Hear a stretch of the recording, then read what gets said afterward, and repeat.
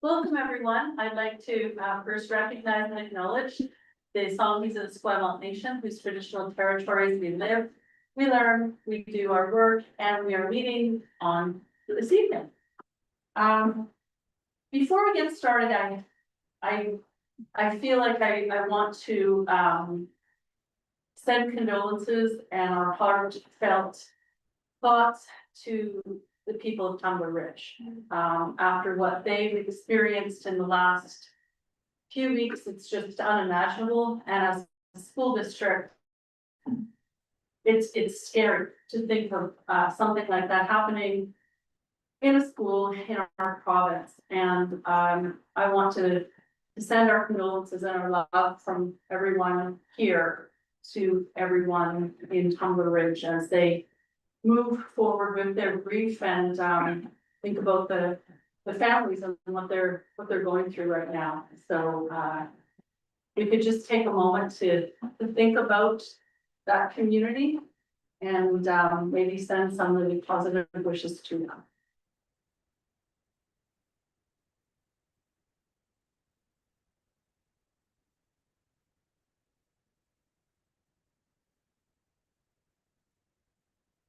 Thank you. We're going to start with some introductions so people can see who's around this table before we get to our exciting presentation. Carolyn, can we start with you, please? Sure. Evening, everyone. My name is Carolyn Howe, she, her. I'm the president of the Teachers Association. I'm Norman Isaac. I'm the president of UP382. My name is Salome. I'm the chair of the District Parent Advisory Council. Good evening, Dr. Shelley Wilton, the Director for Indigenous Education. Lord one, Sean Powell, Associate Superintendent. Good evening, my name is Tom Hartz, Deputy Superintendent. Hi, I'm Sherry Bell. I'm a trustee and the official trustee of this district. And Deb Whitman, superintendent. Hi, everyone. I'm Katrina Stride, Secretary Treasurer. I'm Julie Lattner, Associate Secretary Treasurer. I'm the Vendor Farmer, Director of Finance, Budgets and Financial Reporting. I'm Marty Gustafson, Director of Facilities. I'm Tricia Lexington, QP 947, rep. Sarah Victor, President, Victoria Principals Principals Association. Principals, My name is Patty Hill, and I'm the student representative from Victoria Grant. Excellent. What school are you from? I didn't hear. Victoria High School. Victoria High School. Welcome. So nice to see you at the table. Great. And we'll just go through the back row here. Good evening, Josh Parks, Acting Director of Information Technology. Mike Nixon, and Human Resources. Good evening, everybody. Jeff Davis, Director of International Education. Sean McCartney, Director of Instruction, Learning and Inclusion. Good evening, everyone. David Hovis, Director of Instruction, Learning and Inclusion. Hello. Last but not least, I am Vicki Roberts, principal at Bedford Middle School and the vice president of the.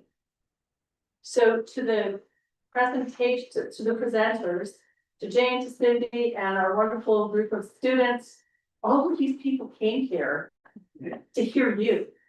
And we're almost there on the agenda where we can hear your presentation. This is the best part of the whole agenda is the district celebration, so we can celebrate the good work of our students. Just a few other items.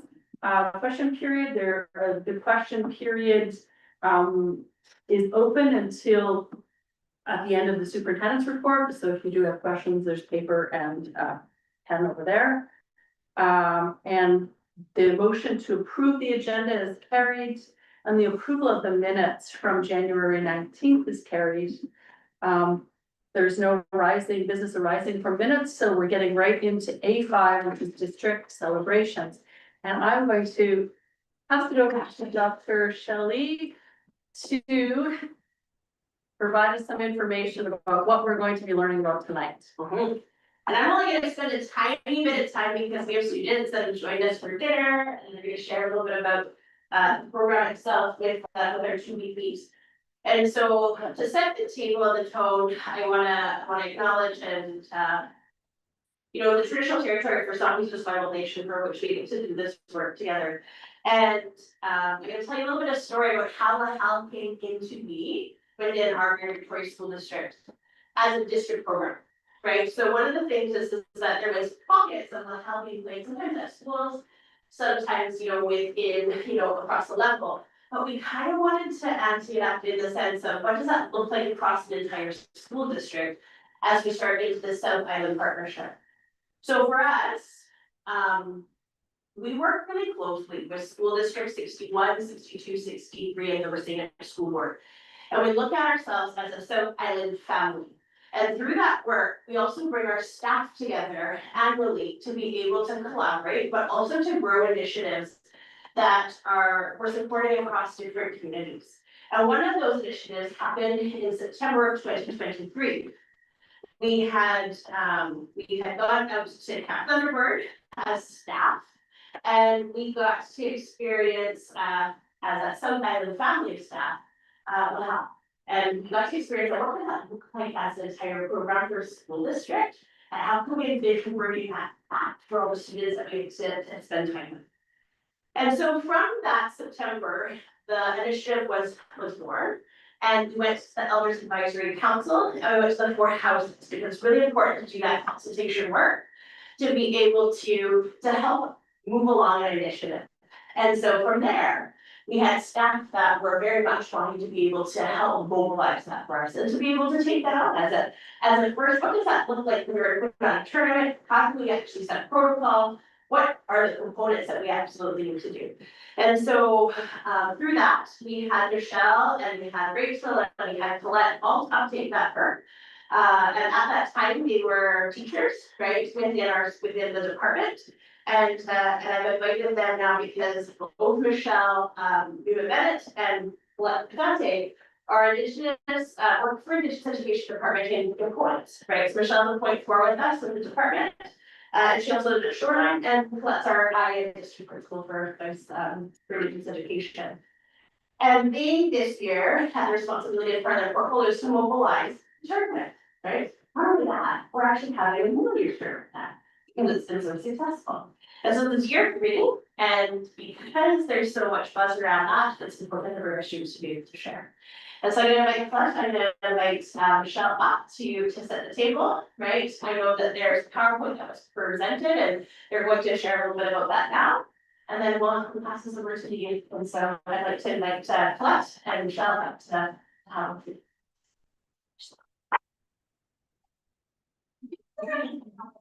Yes.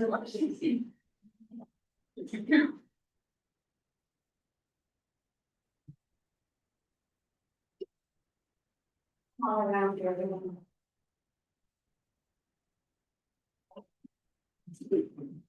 Tansei Buzu Ani, Najishma Colette Verstanti.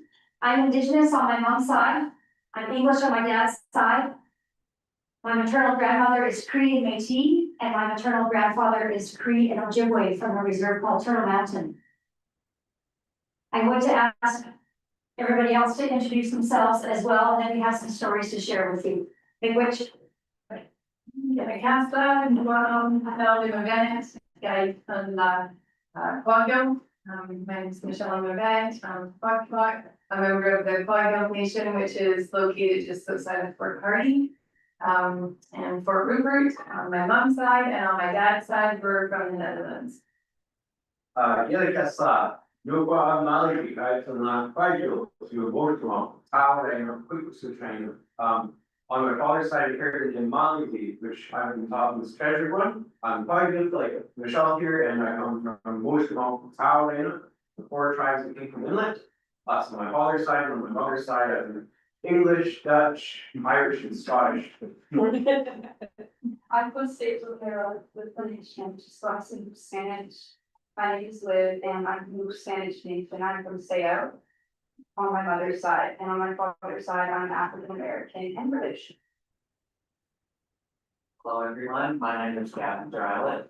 I'm Métis on my father's side, and my family is part of Shea, Grote, and Flurry. On my mother's side, I'm Chinese and German. My name is Hector Hall. I'm Cree, Soto, Chippewa, trees of territory, Saskatchewan, great. Oh, hi, I'm Cecil Nelson. For my dad's side, I'm from Income Nation in Down River, and on my mom's side. They're from, oh, that's from probably too. Or just someone said, oh, she was wild.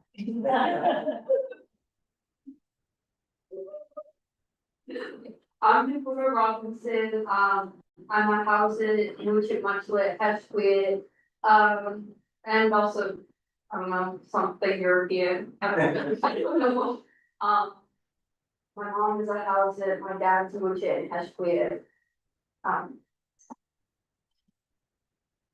My name is Kelson Tichon. I'm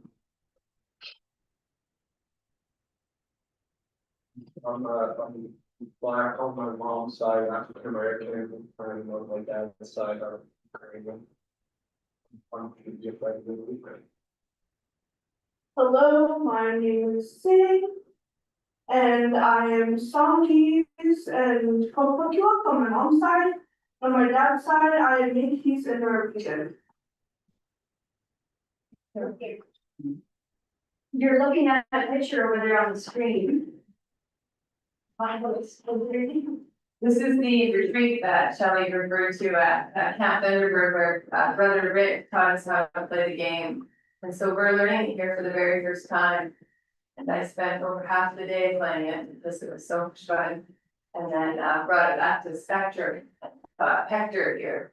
And then Hector, the athlete and the competitive that he is, went out and taught classes in schools, and you want to jump in? Yeah, of course. Just like firstly on like whole journey, like our district and the schools, like I'd like to thank Ms. Bennett. She really like let it all happen. Like the first tournament, our first annual tournament, all the teachings and just learning the game. She really did all of that for us. And you know, even like close to friends, Gavin and Liv, I didn't know anybody really coming here. I came here when I was about 7 or 8. And we all came from different middle schools all around, came from Shoreline, Wynford. And you know, in grade 9, the hall, it was really a great opportunity to meet everyone and connect with everyone culturally, all from different backgrounds, and being able to just share with everybody. And you know, after learning, coming from that perspective, of course, we wanted to teach everybody else so they can understand that same joy and that same learning and teachings to share with everybody. And I'm here to talk about all the different schools we went to, teaching women teachers, we went to mostly along with residential schools, but Yeah, a couple months after working with Paul, assuming that it taught us, we went to Reynolds to help teach them and get them into competing. And we built this kind of friendly rivalry between them, and that really sparked this big thing along. I think it pretty much covered it, but it was a pretty great opportunity, I would like to also say. And I'm so glad it's grown into what it is now. It went from just a couple of schools that everyone, people who aren't even in this district, we have a Spanish school coming here. And it's such an amazing opportunity to get to know other people from around this area. It was sometimes it's nice.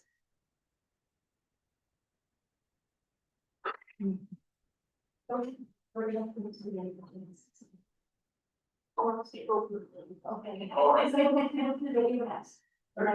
Yeah, so we have a video that we prepared for you to show you that.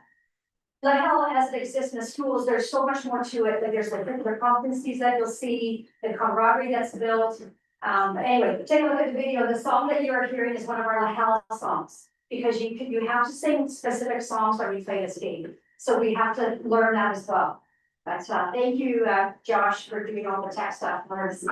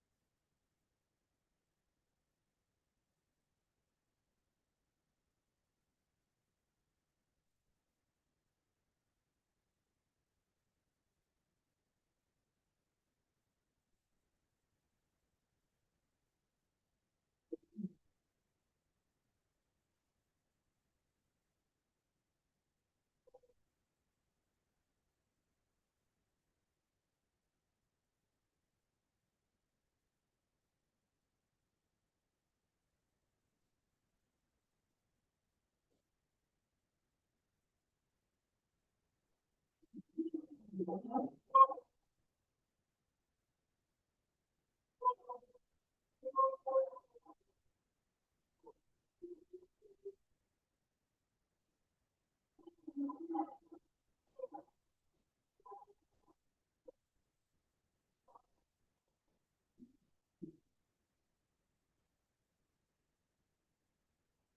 of the things that I think is really important for us as a collective family to know is that to be able to do this work across schools and across the community is the ability to work with our elders, to work with our knowledge keepers, so we can set this up for great success, right? Because learning the house songs are important, because there's protocols that go with that, but we can't just sing every song, right? Because we have to be able to bring that in. Right, to be able to teach the rules of the game, right, we need to lean into community to be able to do that, right, so instead of. We also need to teach our school district staff what that's like, including our administrators. Last year, we started a year off playing the cup as all administrators in the district. And so then that way, it can be, not only embraced and supported in schools, but fully excited for us to feel that it supports that, sure. We're going to let James and Dakota and with go ahead, Sherry. Iedereen heeft nog luchtvaart. Iedereen heeft nog minimums to not point. Hello and welcome friends and relatives, and thank you all our friends and relatives for coming here today and speaking about our team. So, me, Dakota here, Zane, Nelson, Sisha, and Teresa and Kate, who are not here today, were a part of our SJ phone side team, which won first place.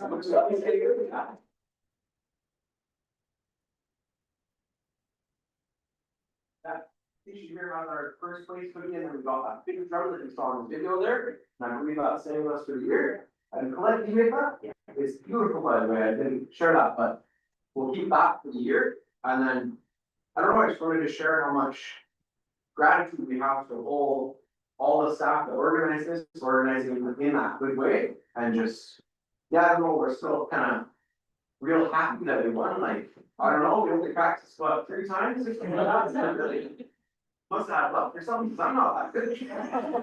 But, yeah, it's beautiful that we were able to do that in that good way and have a good day like that, but other than that, I'm gonna let Dakota share their story, yeah, I think that is up. I'm gonna be honest, you guys are really nervous, don't mind that. I've been informed that it would be a good opportunity to share a story that I've shared before once again. About my grandma who went to residential school. When I informed her about the things that are changing within the school districts and the things that are getting better and the culture that we're learning in schools. The very thing that harmed her and made her scared of the word school alone. She held me and she cried and she was like, I'm so happy things are getting better for my children now. And it's all because of people who are open to accept our culture and being able to tie that into like a colonial way of learning, but being able to tie that into there. It's not only important to the students, but it's so important to family members, survivors, and just everybody, and it's awesome.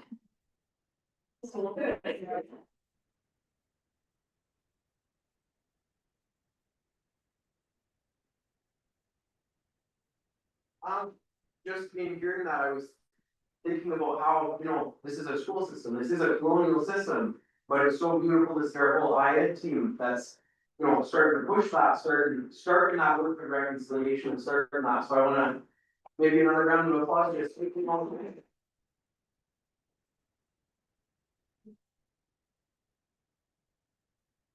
Yeah, one last story that I could share, and that was 3 years ago when we had this tournament for the very first time. And it was quite exciting for us. We went to West Saanich to see how they ran their tournament. And it's really important, like Shelley said, and Michelle's been a big supporter of this, that we have to have a place for our elders. And in that first year, we had 5 elders come, and they stayed the whole day just listening to the singing and the drumming. And I have to tell you that when I went out to Victor Newman on that first tournament, and he just said, I never thought I'd see the day that this would be in our schools. So I just want to share that story because it still resonates with them when they come. He was there again this year, last week, at our tournament, and he just wants to sit and listen and take it in. And he's so happy and so proud. So thank you, Dakota, for sharing that story. But yeah, and I'm so proud of these guys for speaking tonight. Way to go. Yeah. Yeah.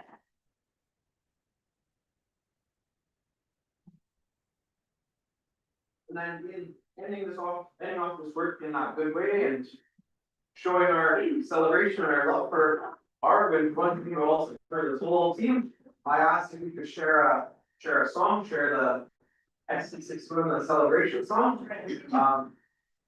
Yeah, well, we're getting our drugs out. Hector and yeah, they're gonna come over to Sherry and Deb over there, but you're gonna show you the bonus and what they look like. So go ahead, boys. And get them to do a bonus. See if they win.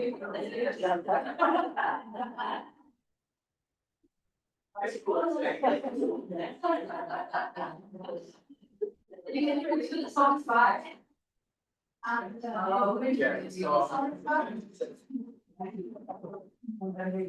And basically we have Please. basically just one guest is Mark Hall. You want him to fix it. You gotta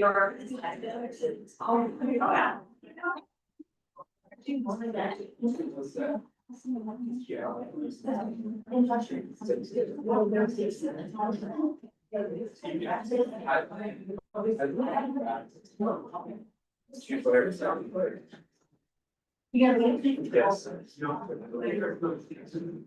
Yes. Hey. Dakota's gonna lead us in. Can our audience please join us? First I'd like to introduce you to the song is by. It is by my uncle Bradley Dick. And he wrote this song to celebrate the opening of the Wellness Center, which my grandpa also funded. And now it's in the bonus. Gavin will not hide them. He would like to guess the unmarked phone. Then he would win the set when it was started.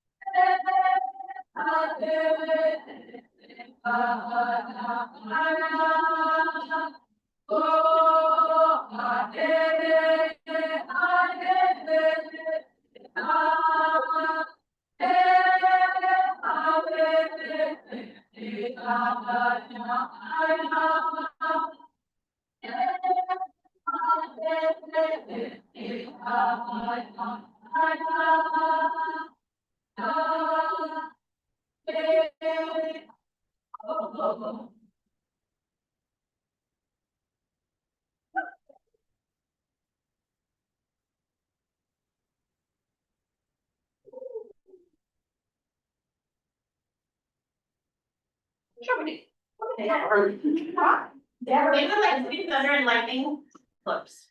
It's a lot. It's a lot. It's a lot. He's up here for hours. Sorry. Got it. Yeah.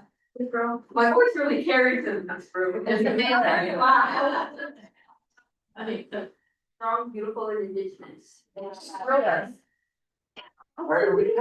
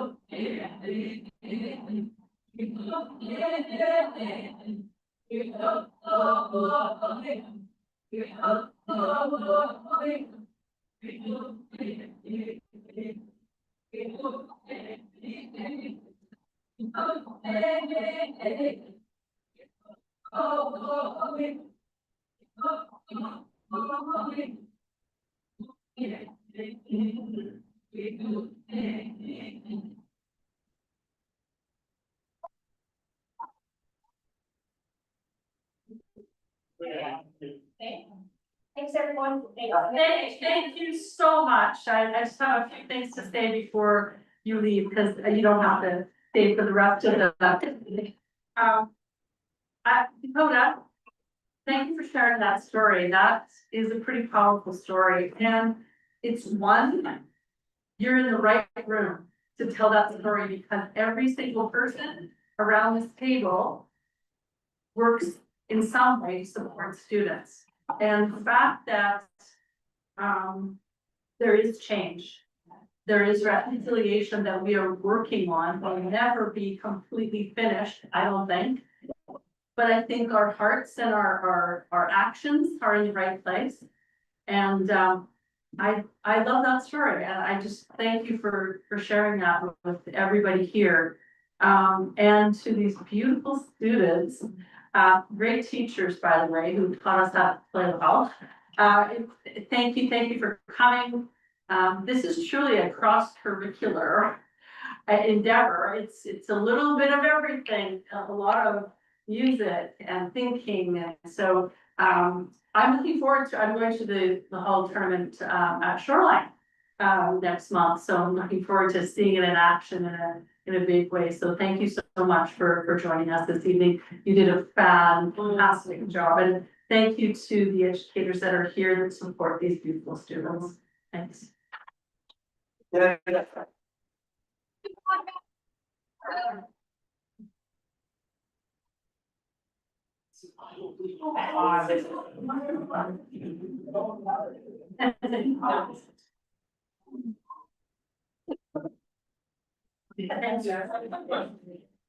All right, now we'll move on to A6, which is community presentation. And I'd like to invite Jane to come on up, and or wherever you're comfortable talking to us, and look forward to hearing.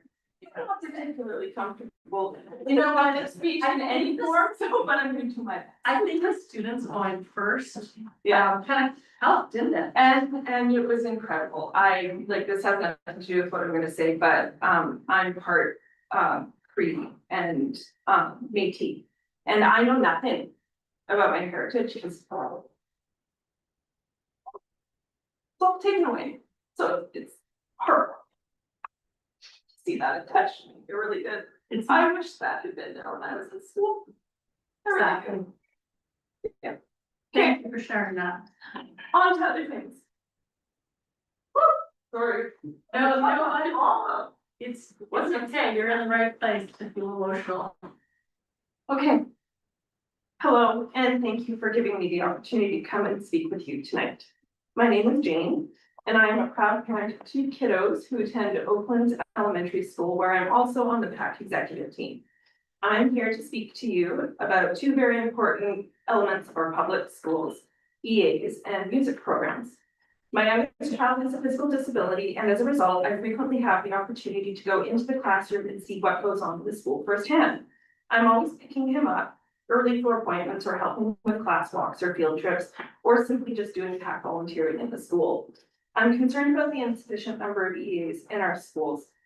Currently, there aren't enough, and there needs to be more. I can't stress enough how under-supported our classrooms are. The EAs and teachers in our schools are some of the most incredible people I've met. They work so hard to try to support all the children in their classes, and they go above and beyond day in and day out. Despite the incredible efforts of the wonderful faculty and staff at our schools, most of the time the classrooms are operating in survival mode because there aren't enough EAs given the number of children that need support. I've talked to many parents about this as I wanted to know if what I've been noticing was kind of spread throughout the school district or just located at my school. They have all confirmed that it really truly is a widespread issue. They've all noticed the same problems. They see kids who are slipping through the cracks and they see the exhaustion on the faces of the school staff.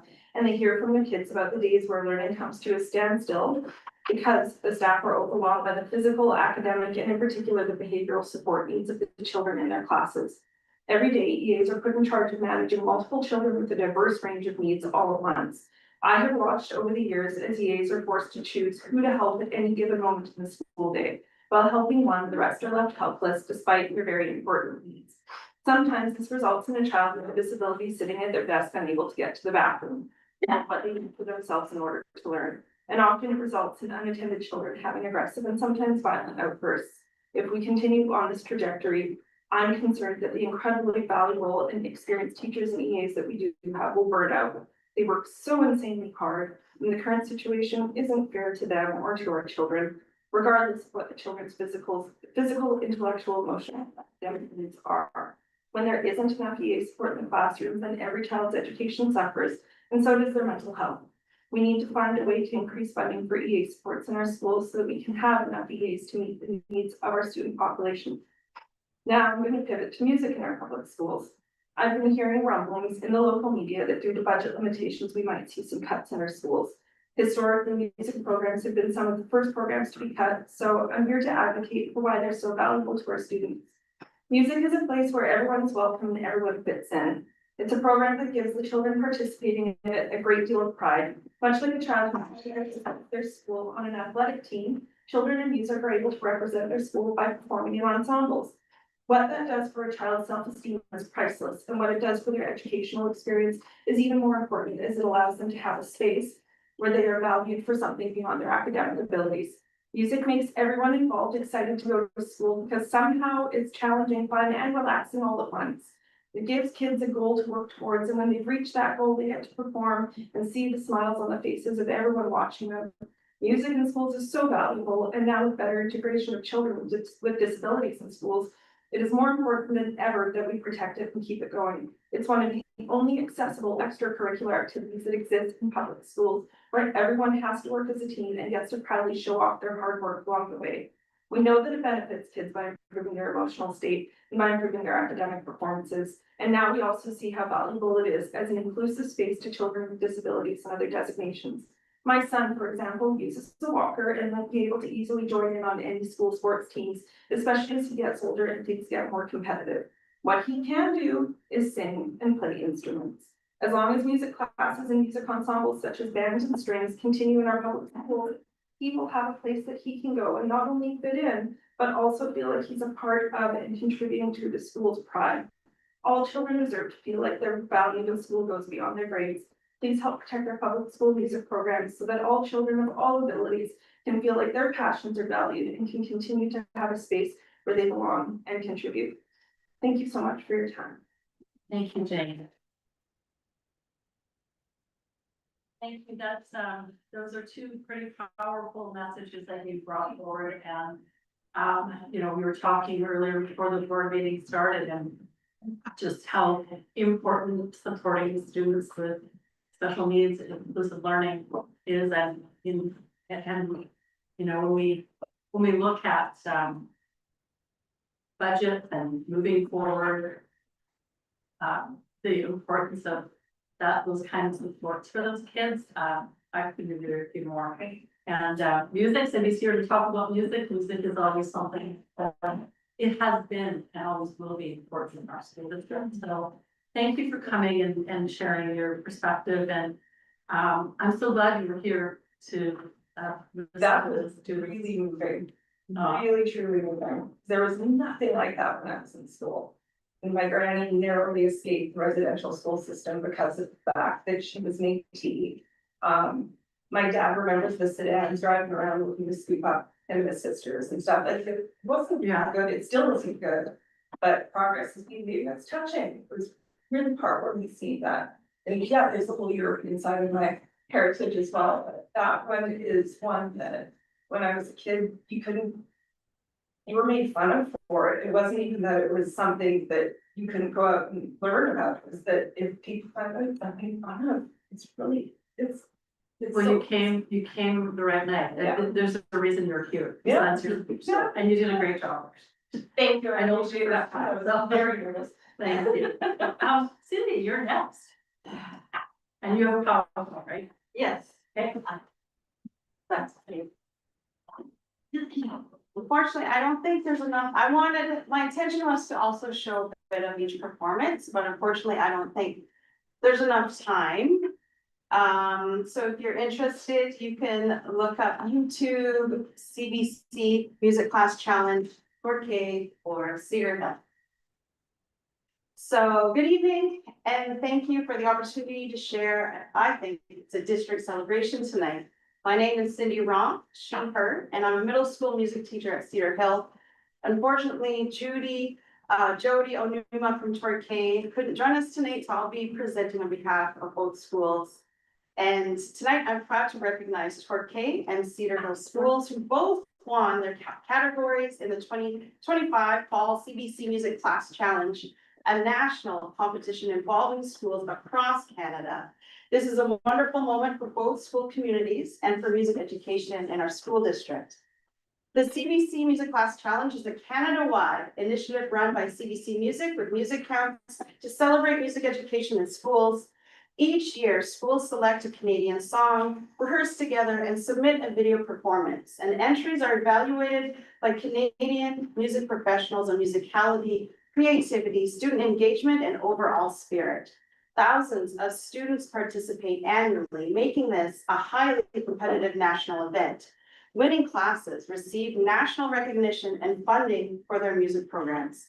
Having two winners in the same year highlights the strength of music education across our districts and the commitment of teachers, students, administrators, and families who support this program. Torquay Elementary were national winners of Category 2, Junior Instrumental, competing against 35 entries across Canada. Their orchestra, led by Jody, includes about 55 grade 4 and 5 students. In just 2 years, the music room has become a hub of the school community, open at recess for students to explore instruments, make music, and connect. Many students now describe it as their second home. Participation continues to grow, and students build skills in class before choosing instruments and rehearsing weekly at lunch. What begins as a busy group of young musicians comes together into something truly special. Our second celebration is for Cedar Hill Middle School national winners of Category 8, the Junior Intermediate Contemporary Ensemble, competing against 72 other entries. And this was our very first entry. We performed I'm Like a Bird by Nelly Furtado, who is a former SD61 student from Doug Secondary. This was Cedar Hill's first time entering the contest, and after a very challenging start to this year with our school move, entering the challenge gave students something positive to work on and work towards. And the win became a powerful moment for our entire school community. Their performance reflects dedication, collaboration, and the musicianship that grows from consistent ensemble learning. We enter the CBC Music Class Challenge because it gives students a clear, motivating goal and connects them to music making happening across Canada. Students can watch other performances, reflect, and grow as musicians together. This year's win also brings $2,000 from Music Counts to support new instruments for students.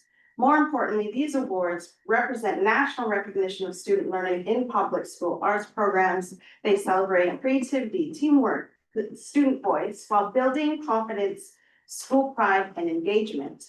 Having SD61 students featured nationally shines a spotlight on the high quality of music education in our district. School District 61 has a long-standing tradition of exceptional music education. Our programs are a point of pride and a model of excellence across the province, made possible by gifted and dedicated music educators who create inclusive programs for students thrive. Our success in the CBC Music Class Challenge reflects this district-wide culture of excellence. And over the past 10 years, SD 61 schools have been recognized nationally. And I've listed all our awards so far just for the CBC Music Class Challenge. Campus View has won twice. Arbutus Middle has won 3 times. Cloverdale Elementary, Mackenzie Elementary, Lake Hill Elementary, Torquay Elementary, and now Cedar Hill Middle School. So these achievements represent not just individual schools, but a district commitment to supporting the arts and student success. So congratulations to the students and staff at Torquay Elementary and Cedar Hill Middle on this outstanding national achievement. Thank you to administrators, families, and SD 61 for continuing to support music education and the opportunities it creates for students. These successes remind us that strong arts programs help students grow not only as musicians, but as confident, collaborative learners. Thank you. Thank you so much, Cindy. It's amazing how long, how many years in a row that our schools have been recognized with CBC. It's I listen to CBC all the time, and it's really great to hear the performances. And if you go online, you can listen to the whole thing. I like it that they pick Canadian artists, and then students can kind of do their own version of it. Sometimes it's a wonderful competition, and thank you for sharing that. So well done. Thank you. All right, that concludes the community presentations and district celebrations. Correspondence, there aren't any correspondence, and I'm going to move to my report. So I've said at a number of meetings that I'm on a provincial policy committee with the BC Trustees Association. The work that we've done is now completed. It will be launched in February, so I'm looking forward to sharing that out as soon as it can be shared. As you know, and you can see on the agenda tonight, we've been doing lots of policy work in the district. Most of the work that we've been doing has been basically deleting some obsolete 1970s policies, but with the framework in place, it'll allow us to do a lot more work to set up the new board coming in October in a really positive way. That is the kind of the focus across the province with the Trustees Association, is to make sure that when boards are elected in October, that school districts have taken a look at the policies and use the framework to do the work that they have to do. So I'm looking forward to sharing that at this table, as well as with the Department of SD 61. I had a visit to Lansdale, both campuses, the south and the north, this month, and had just a great visit. And the word that stands out for me at that school is connection. Even though they're in, grade 6s are in one building and up the road is 7s and 8s, there's a lot of work being done about connections and connections with each other, connections with the community, connecting the two schools together. So that was pretty cool. I got to go into a lot of classrooms. In one classroom, they had a French immersion classroom, Jen Martin's French immersion classroom, and they had just come back from a trip in Quebec. And so I was asking them about their trip, and did they actually get in Montreal? I grew up in Montreal. Did you have to use a lot of your French? And this one young man said, we didn't have any choice, so we used our French. And how did you do? Well, we thought we did pretty well. And then, of course, they talked about going to Quebec City, and it was a really great experience. And then I went into some exploratory classrooms, and there was they called it creative threads. So there was a group of students learning how to put buttons back on, and it was interesting. The teacher said, "Do you know how much you'd be paying if you took this to a seamstress? $10 a button. You need to learn how to do this." And they were all working really hard on it. I went to an eco education classroom, which was really cool, through an exploratory. And then this was kind of my favorite. I went into, it would have been a home ec class, so they were cooking, they were making different recipes. And so I asked this group of students, what are you doing? Oh, we're making chocolate chip muffins better. And I said, what do you mean? All of the students had to bring a recipe that they already had made and improve it. And I thought, how smart is that? It's like, they know, they have the confidence in what they were doing, but you get to make this recipe better. So it was a fabulous, I spent the whole morning with Jillian, the principal, and we went to both of the campuses, so it was a great day. We had an audit committee meeting, and you'll see a little bit of that on the agenda coming up. I also went to a presentation by Chief Constable Fiona Wilson, our Chief of Police in Victoria. Listening just how policing has changed. We all see it, we all know it, and she told some pretty impactful stories about what policing is about right now. And I thought she's very compassionate, very articulate, and really an authentic leader. I was quite impressed. We went to the Songhees Nation.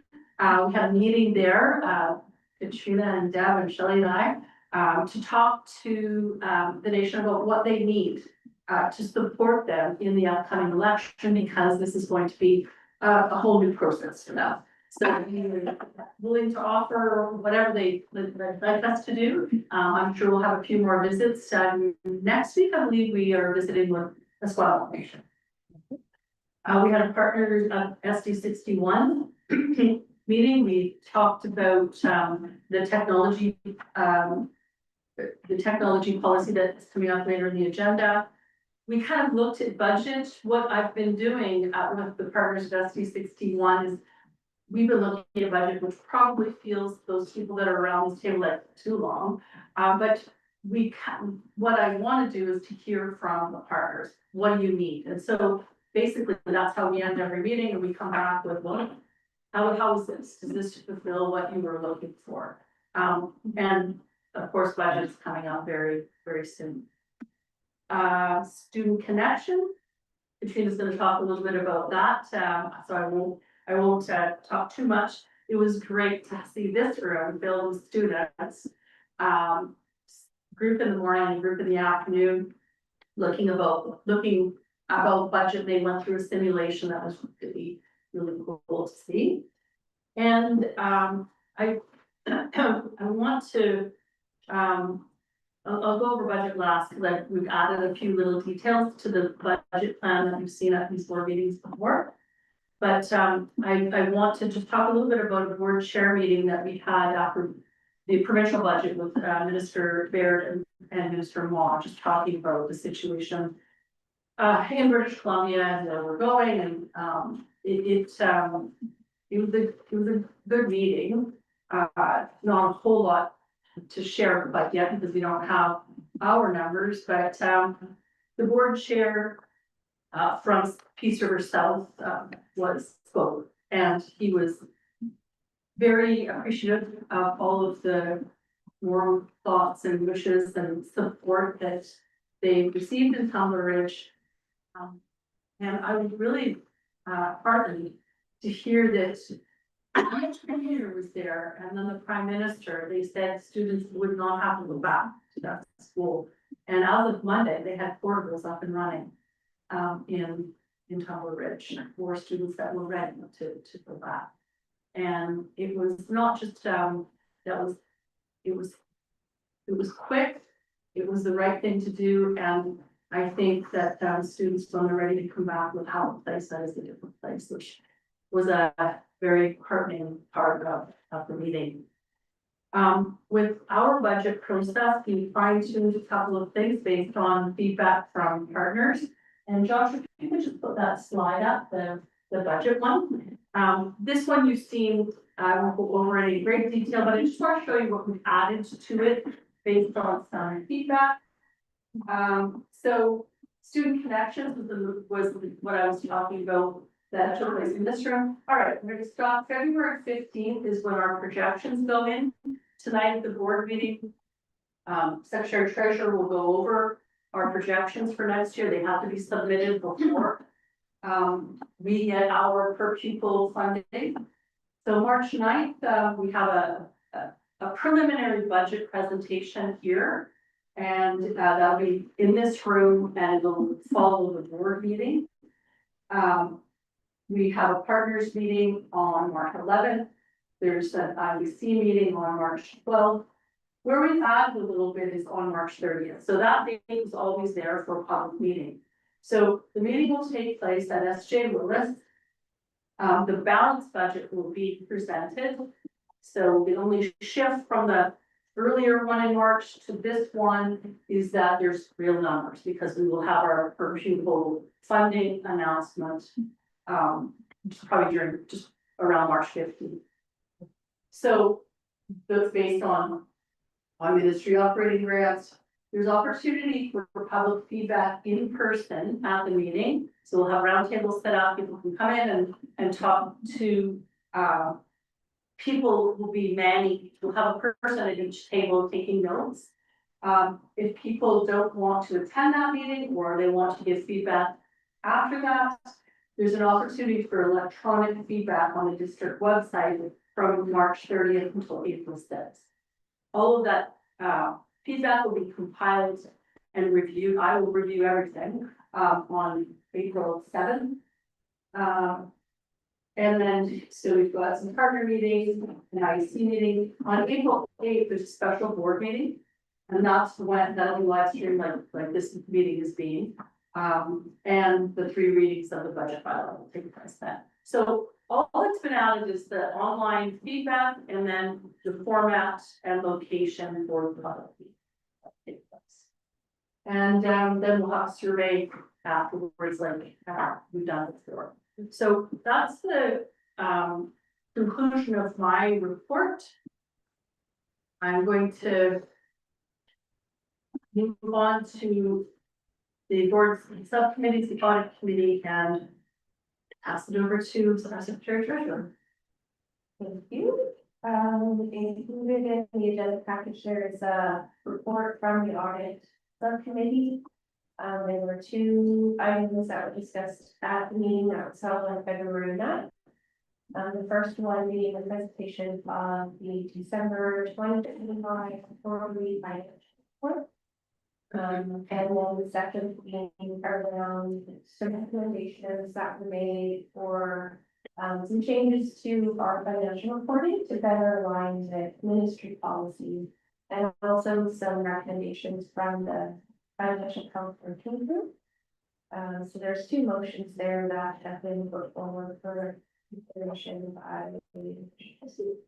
Thank you. That was a really good audit meeting.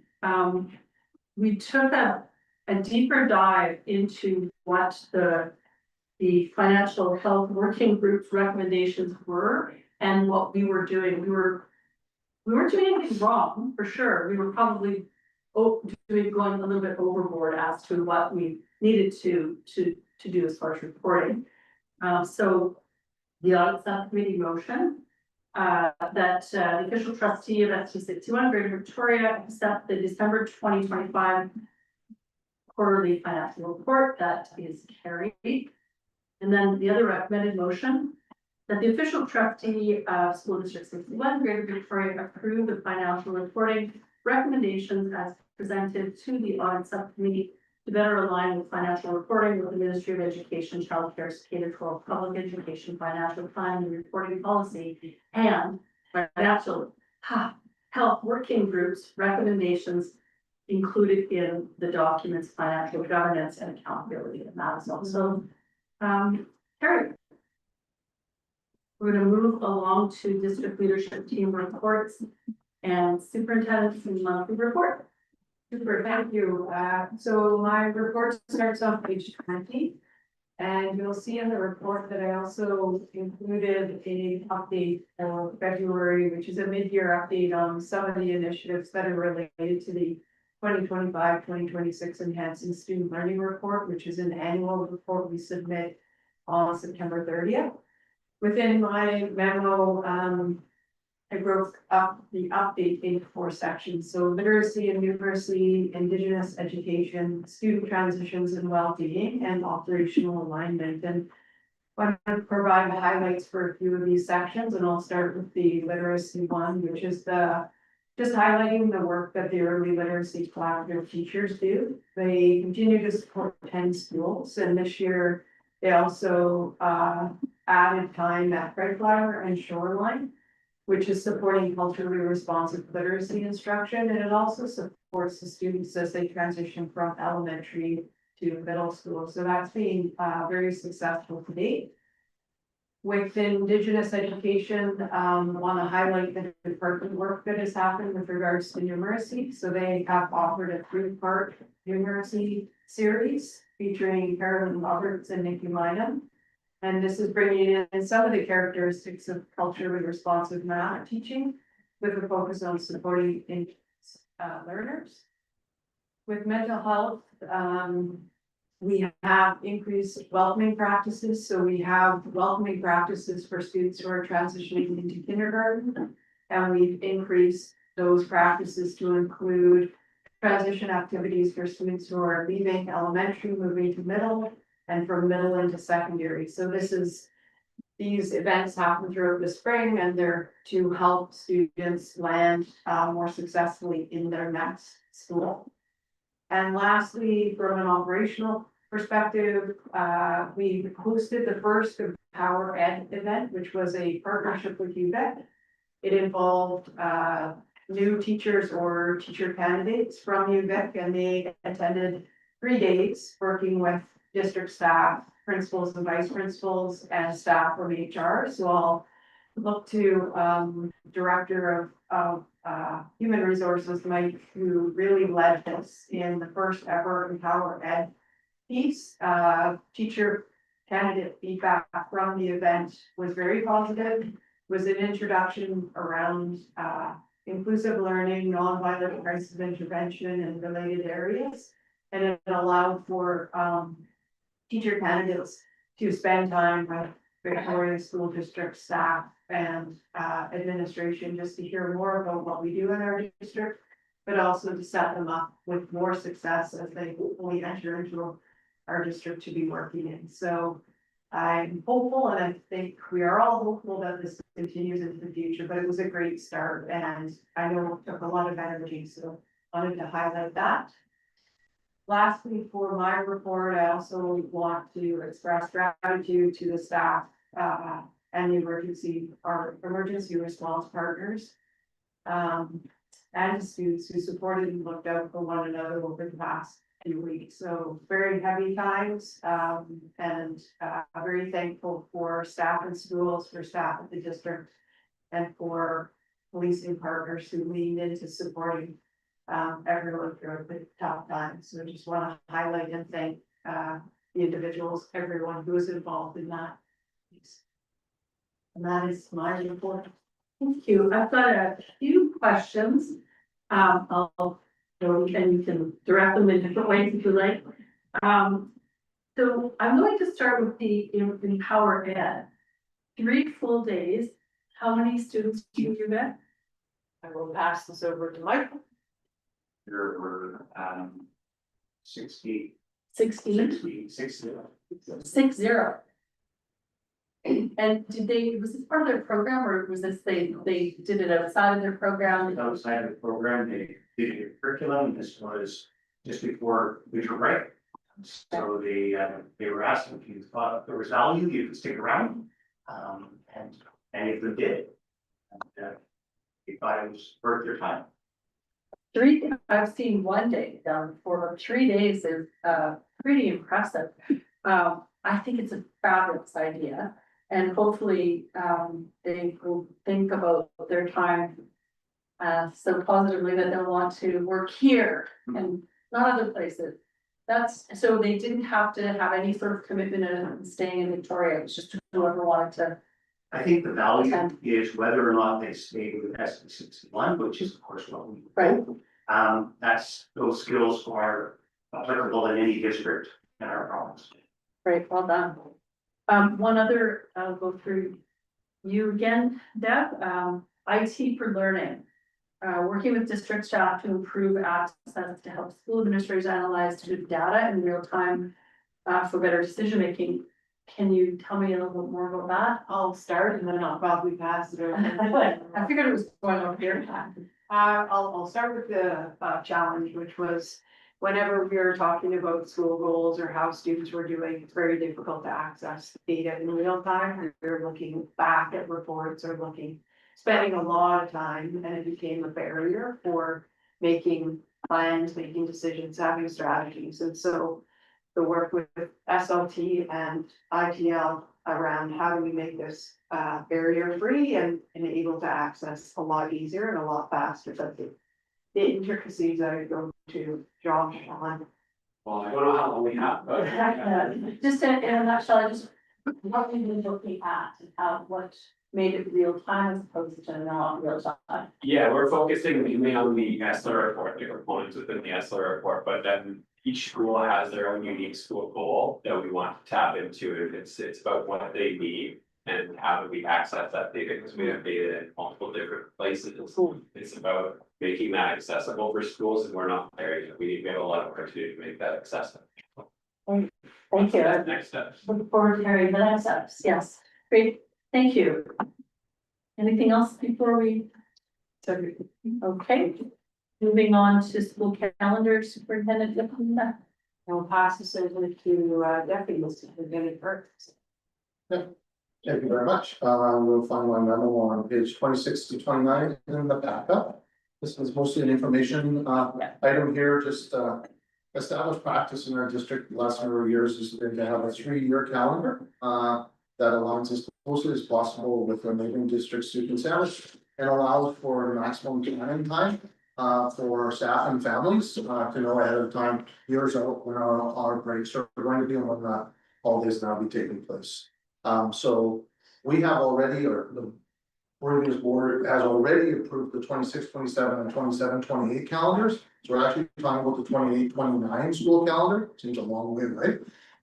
But we will, district staff will now be consulting with our partners, which holds QP 382, 947, the GBTA, VCPAT, VP, VPR, our administrators, Suk and Saanich, to bring a draft calendar to the board in April.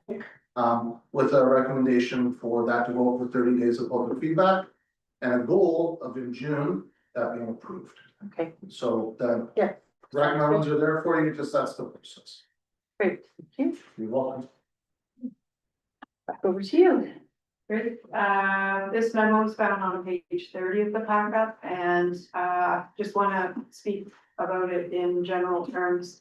So we're continuing our work in reviewing current board policies, and we're pulling out the policies that are no longer relevant, are redundant, or captured in a different resource.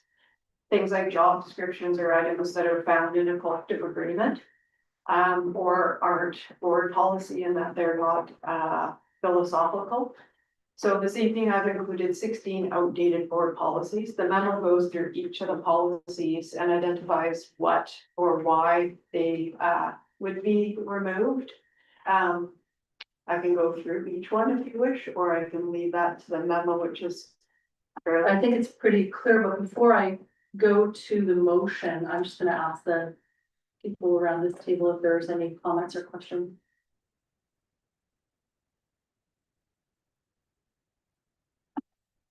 It was really clear, thank you. All right, the recommended motion. That official trustee of school district 61, Greater Victoria, approve the deletion of the following board policies.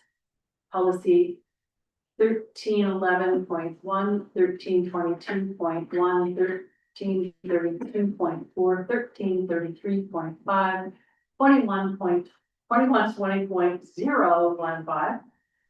33, policy 3313.0, 5130, 5135.0, 5142, 6242.04, 6151, 60, 6155, 6162.2, 6162.8, 6162.9, 6164.3. And that motion is carried. Okay, this next policy, we spent 2 meetings at our partners with partners, and I know it went out for feedback.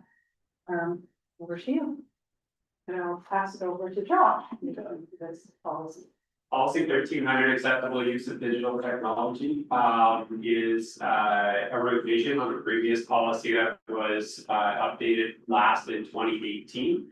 Since then, technology has evolved rapidly, and our acceptable use policy needed to be updated to account for the changes in technology. So the main changes are around modernization of language,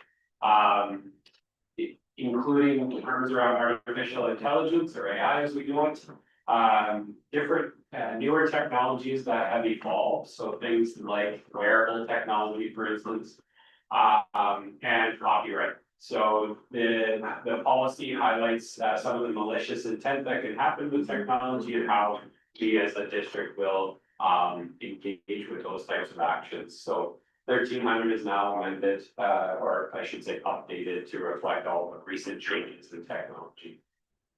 Thank you. I would guess that this is a policy that will continually be updated. It seems things seem to change so very quickly. Recommended motion before I get there. Anyone at this table with questions or comments? I'm so sorry that I didn't bring this earlier, but I wanted to ask you about how the students' privacy would be protected and how parents might be notified if the students' activities and data is going to be accessed or surveyed. So sorry about not having brought this to you earlier. Yeah, that's okay. I can't speak to the particulars because of the regulations that are currently having to be updated as well. We'll follow up afterwards with the admin procedures and or regulations, depending on the process we use. But we're subject to FIPPA, Freedom of Information and Privacy Protection Act. And if students' data does get accessed in an unauthorized way, we follow the steps for the OIPC, the Office of the Information Privacy Commissioner, and we follow breach protocol every time we're done. And so we're subject to FIPPA and the processes that go with it for data breaches. So, but school districts' access would be covered in regulation or administrative? Yes, it is, yeah. Thank you. Thank you. Okay.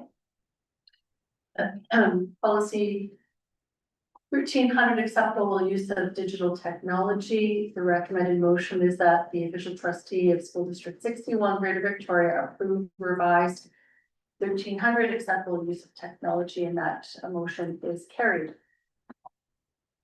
Okay, Secretary Treasurer's report. Over to you, Patricia. Josh is gonna bring up the presentation. So we'll be presenting to you the 2025-2026 amended annual budget, which is the final budget to be approved for the current school year.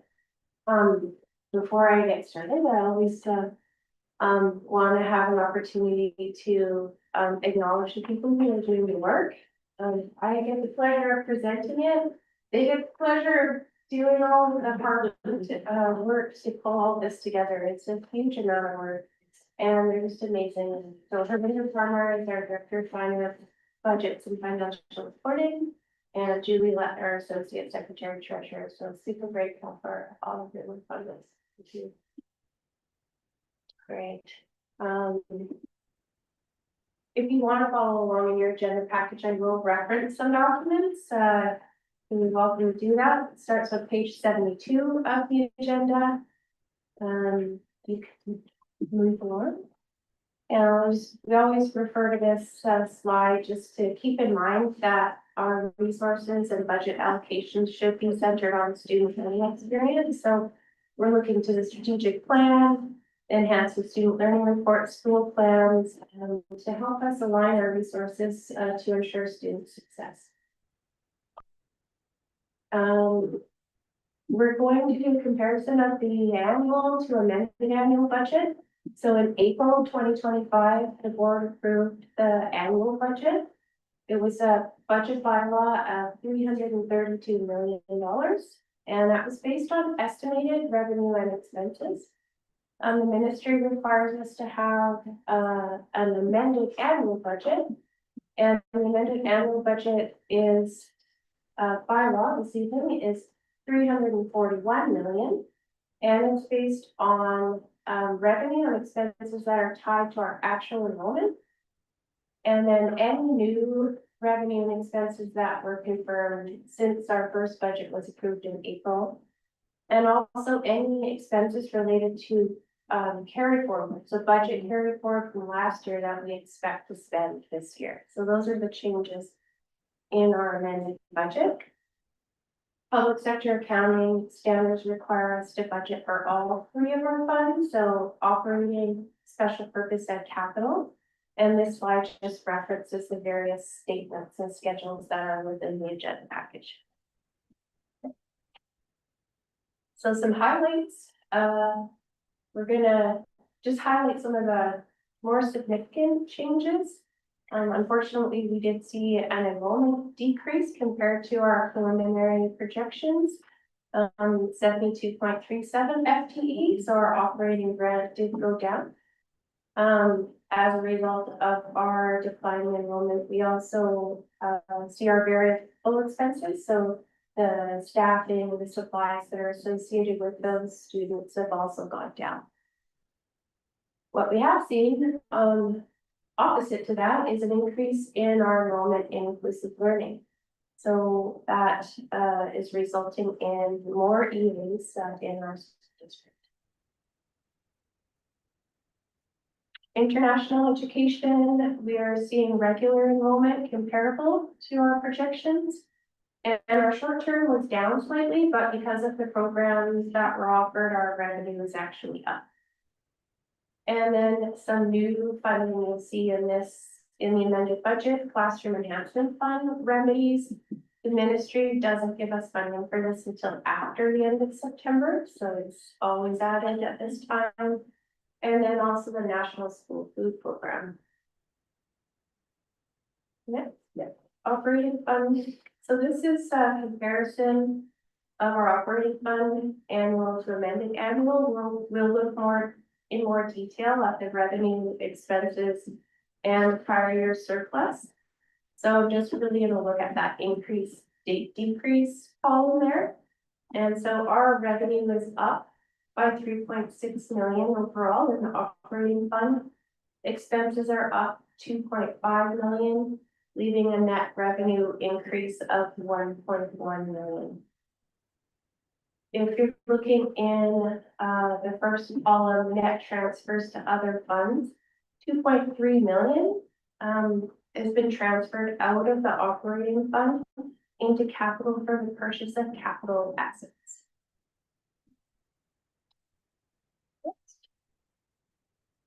So this shows our projected accumulated surplus at the end of the year we're in right now. And if you can see the total on the bottom, it's actually down by 3.2 million compared to last year. And then looking in the increase decrease column, project budgets are down by 0.5 million. And that's due to a restriction that we made at the end of last year. 0.5 million was set aside for the purchase of AEDs, a dump truck. We moved to portable and then some other school funded projects. School level funds are down slightly, 0.05 million. PO commitments, 0.3 million. And then what the most important line, I think, on this table, plan surplus to balance, it is down by 2.3 million. There's in the prior year, so the June 30th, 2025 column, 3.6 million of the surplus was used to balance the year we're in right now. And then a decision was made at that time to allocate 2.3 million of that surplus to help balance the 2026-2027 budget. And what we're projecting right now, for the end of this, we're still in the same. Right, what we're projecting right now is that, we'll have an additional 1.3 million surplus at the end of this year. That can be used to help offset the deficit for 26-27. The surplus is coming mainly from benefits and from utility savings. So, that 3.6 million there can be used to offset the structural deficit, which is currently estimated at 5.8 million. Financial services is still working on the budget, so that, that number will likely change. Hopefully we'll have more information for the March 9th meeting. Good. Always a reminder, we have a policy in place around our operating surplus. The ministry has directed us to hold a reasonable contingency. They're saying reasonable is between 2 and 4% of our prior year operating expenses. We are holding 0.48%, so we have a little ways to go. The dollar amounts associated with the 2 and 4 would be 5.2 million up to 10.4 million. Operating fund revenue, if you want to look in the statements, this is Schedule 2 and 2A on page 87 and 88. I'm just going to highlight the larger dollar variances. So the first line there, the operating grant is up 2.7 million. As I mentioned, our school age grant is actually down 0.7 million, but it's offset by funding for unique student needs. 3.4 million, that has gone up. So English language learners has gone up by 0.3 million and inclusive education by 3.1 million. We've had a slight decrease in our supplement for salary differential of 0.1 million, and that's basically our average teacher salary compared to the provincial average has gone down a little. Other revenues, there's a difference, an increase of 0.7 million, and this is related to a grant that we received through UBCM through the District of Saanich. It's a climate risk reduction grant. You may have seen that with some tree plantings at Tilcombe Elementary. And then lastly for this one, the rentals and leases have gone up by 0.3 million as we've had a new license to occupy in the current year. And then moving to expenses. So salaries are up by $1 million overall. This is on Schedule 2B, which is on page 89 of the agenda package. And again, I'll just highlight the larger dollar variances. So teachers, we have a decrease from our annual budget of 3.8 million. We have fewer teachers due to the lower enrollment, but also our average teacher salary ended up being lower than what we had originally projected. Educational assistants are up by 3.3 million, and that's due to that increased inclusive learning enrollment. Other professionals up by 0.4 million, and that's due to a reallocation of a couple of positions from principals into exempt. And substitutes are up by 1 million, and most of that is a result of paid sick leave, including the new 5-day Employment Standards Act paid sick leave. And then at the bottom, employee benefits are down by 0.6 million. So our benefit expenses for WorkSafe BC, EI, CPP were lower than what we had projected. We also received a certificate of recognition from WorkSafe BC, which resulted in a lower insurance premium. And then moving on to services and supplies. Services are up by 1.3 million. The larger items within there would be school funded projects at 0.4 million. Also, contracted services and facilities up by 0.3, and that's related to like fire alarm testing, duct cleaning, and high voltage testing. And then the rest is associated with the reallocation of both department and school budgets to reflect actual spending plans, and then the addition of those carry forward budgets from last year. Professional development and travel is up by 0.1, also due to reallocation and carry forward budgets. Supplies are up by 1.2 million. That's mainly the addition of the carry forward budgets, but also an increase in facility supplies due to cost escalations. And utilities, down by 0.6 million. There was a carbon tax cancellation, that occurred right around when we were doing our budget in April, wasn't built into the annual budget, so that's 0.4 million of that. And then there's also a decrease in our natural gas consumption. And now moving to special purpose funds. This is schedules 3 and 3A, page 92 to 95 in the agenda package. And we set up special funds for these so we can track the revenue and expenses that are related to these funds. So this is funds that are received either from the ministry or from external parties, and there's restrictions on how the funds can be used. In special purpose funds, we're not allowed to transfer any money from operating or capital, it's just specifically special purpose. So larger funds that you might be familiar with would be school generated funds, community link, feeding futures, and the classroom enhancement fund or CPF.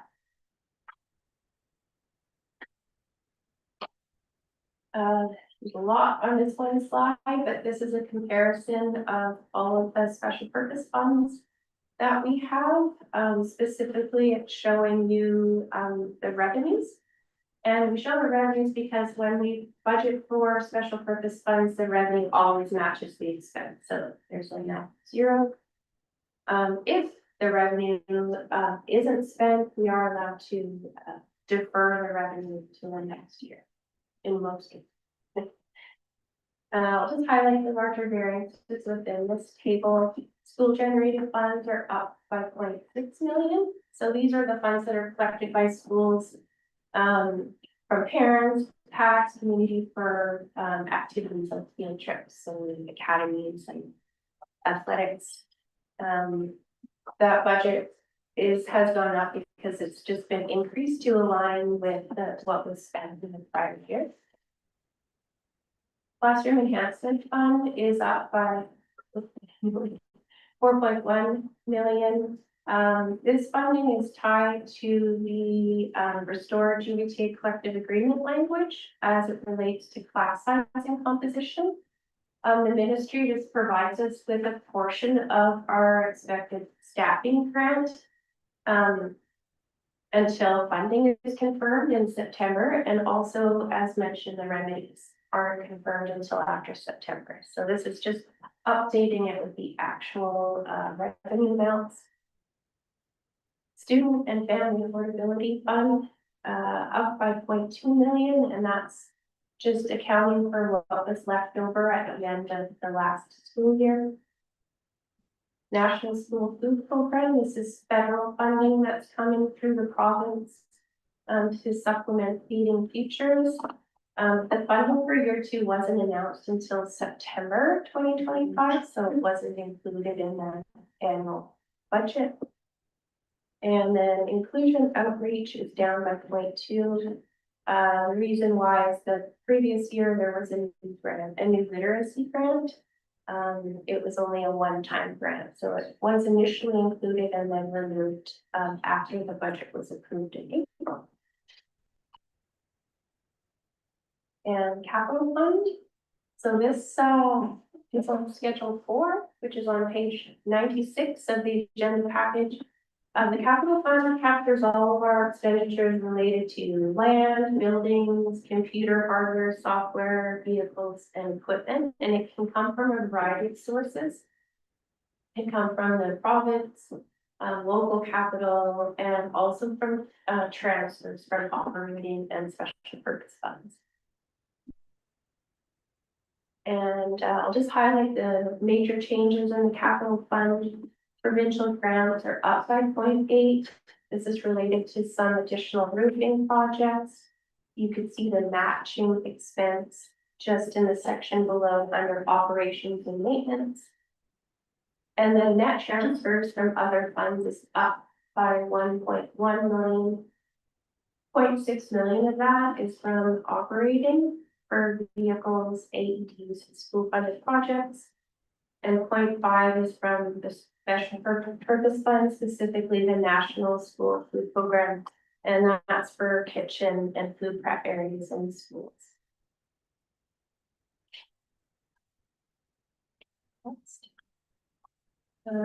This one is reflects what's in statement 4 on page 85 of the agenda package. So we're projecting to acquire 27.9 million in capital assets for this year from a variety of sources. So 2.3 from operating, 0.6 from special purpose, 21.2 from deferred capital revenue, and local capital of 3.2.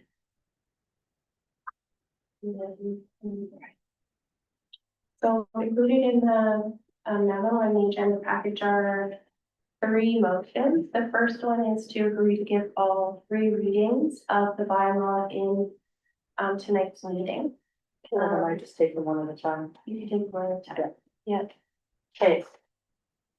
So the first motion is that the official trustees of School District 61 Greater Victoria agree to all 3 readings of the 25-26 amended annual budget bylaw at the regular board meeting night, February 23rd, 2026, and that motion is carried.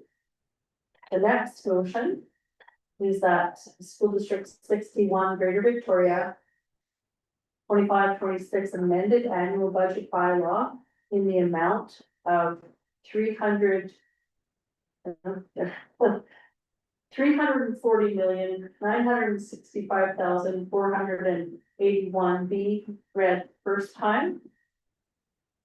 The 23rd day of February 26th, read a second time. 23rd day of February 2026, and read a third time and passed and adopted on the 23rd day of February 2026. And that the Secretary Treasurer and the official trustee be authorized to sign and seal and execute this bylaw on behalf of the board. That is carried. And then there's a recommended motion that the official trustee of ST 61 Greater Victoria approve $1,307,211 of the projected unrestricted operating surplus at the June 30th, 2026 to be carried forward and applied towards the projected deficit for the 2026-2027 annual budget. And that's carried, and that's good news. Very good news. Thank you. Thank you so much. The next one is water sampling. I don't. We're not going to. Can you see how small the writing is on this one? We aren't going through them all. I can guarantee that. Is there just a general comment that that Secretary Treasurer or Director of Facilities would like to make about the water sampling? Yeah, essentially we have to submit it to the ministry by the end of the month. And we have to test 1/3 of every drinking fountain in the school district, so 1/3 of every school must be tested every year. So 1/3 of, it's every school, but 1/3 of their drinking fountains. Okay, and how did we do? Well, yeah, none of them fail. We have to go back sometimes to test it and make sure that we've got correct testing. Sometimes we mess up for human. There's some that we've had to change out different fixtures. So we work on it every single year. And Cedar Hill doesn't have any filters because they have to be main water source, so that's great news. We don't need any filters, so that's great. Thank you for that information. And there's no motion attached to that. Moving on to E. Two, student connections. Or did I miss something? Forget. Oh, I did too. It's just on there, sorry, E2. Ministry funded enrollment projections. This is an exercise that takes place every year. We have to submit our projections to the ministry, and then they base a lot of what they fund us on these projections. It is a little bit of art and a little bit of science and a little bit of luck. And if you've read the memo, you can see how it was done, really thorough information. Thank you for putting this together. And perhaps if you want to go to maybe the last slide there, and just spend a bit of time, Secretary Treasurer, just highlighting anything you might want to on that last page, which is in the package 108. 108, yeah. Yeah, so if you would like to take a look at the table that's on page 108, that'll give you a summary of where our projections are headed for 26, 27. Particularly if you look at the lead column, that's a comparison of the actual FTE in the year we're in right now compared to what we're projecting for September 2026. And so total school age enrollment at the very bottom there is down by 234.7 FTE. And then just going back up to the top, just highlighting kindergarten is actually up by 14 FTE. But elementary overall is down by 297 FTE. Total middle is up by 101 FTE. And then secondary down by 11.9 FTE. And then we have an other category that has some of our alternative programs, and that's down by 26.8 FTE. And then I'll highlight to the next table below that, and that's the supplement for unique student needs, which we've mentioned a few times around inclusive education and ELL. So this is a comparison of the actual enrollment in the current year to what's projected for next year. We're in inclusive education, we're looking at a decline in level 1 of 2 and 25 at level 2 decline and 1 at level 3. For ELL, English language learners, we're looking at a decline of 235. Indigenous ed, a decline of 2, and then adult education, a decline of 0.75. Thank you. The good news, yes, is kindergarten is up, which means we've got those students for 13 years. But bad news is overall drop of 234. That's a big drop. And if you think about budget, which is upcoming, and how that could play out, we are funded by students. So it doesn't matter how many buildings we have or how many programs you run, we are funded per pupil. And so all of that is added together, and that would be a huge decline in resources coming in. So let's hope that although this is just a projection, that people keep saying, have you looked at the corner of Cedar Hill and Mackenzie or Shelburne and Mackenzie? Let's hope they're going to school. Not to Ubick and Camosun, to our schools. Thank you so much. And your next report, student connection. Student connection. So, as Trustee Bell mentioned, we had an event here in the board office on February 12th. We had 2 sessions with middle and secondary students. We had over 85 students attend.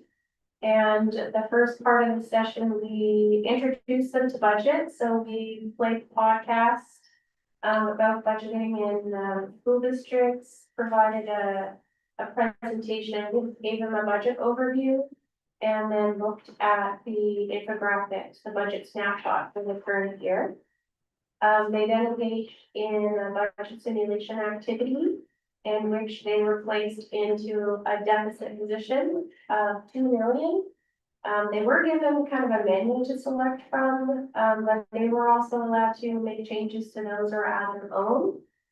So they had to make reductions or add revenue in order to balance. And then there's another list of priority additions that they couldn't add unless they make further reductions. And so they worked on that for about half an hour, and then a major snowstorm event occurred. And they were further in the hole by about 750,000 and had to go back to the drawing board and try to rebalance their budget. So we took a fair bit of time in this event to draw some feedback from the students, just to get their thoughts on what their priorities were, how difficult it was for them to look at making budget decisions and deciding what to cut, what to keep. And so included in the memo, I did include a list of the priorities that came out from all the feedback that we received. I would say they consistently prioritize protecting core learning and direct student supports. And when it came to trade-offs, they identified decisions that directly affect student experience, access, or well-being as most difficult decisions. And then they also made note of the tension between maintaining a high quality classroom learning and preserving broader programs and services that contribute to a positive and inclusive school experience. And we had to reprioritize. We heard discussions about maximizing revenue, reassessing the priorities that they had added. They had some of them, they have to like take them all away. They were prioritizing curricular versus extracurricular, student safety versus cosmetic or non-essential items. And also strategies, do we reduce one big thing or do we spread it out across all the items? So very fascinating experience to watch. At the end of the session, we asked them to leave us with just the one thing, one final reflection for us to think about. And so they're got all the sticky notes in my office, but they have a very strong desire to protect programs and supports that directly impact student well-being, identity, and sense of belonging. There is an emphasis on mental health supports, equity across schools, food security, and accessibility for students facing financial hardship. Very important to maintain safe, clean, and well-resourced learning environments, including updated materials, reliable technology, and adequate staffing. And they did reflect on the complexity of balancing limited resources and acknowledge that trade-offs are unavoidable and appreciated being included in the process. And in recognizing the importance of hearing their voices and validating their voice in the decision process. Thank you. There's no motion attached to that, thank you. And we have the monthly financial. Is there anything that you want to highlight on that?